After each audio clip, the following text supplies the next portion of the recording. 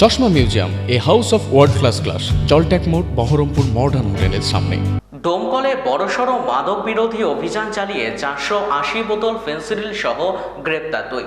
মঙ্গলবার বহরমপুর থেকে ডোমকলগামী একটি টেকার গাড়িকে আটক করা হয়। তল্লাশি চালিয়ে পুলিশ উদ্ধার করে 4 পেটি অর্থাৎ 480 বোতল ফেন্সিডিল কফ সিরাপ। পুলিশ সূত্রে জানা গিয়েছে, গোপন খবরের ভিত্তিতে এই অভিযান চালানো হয়।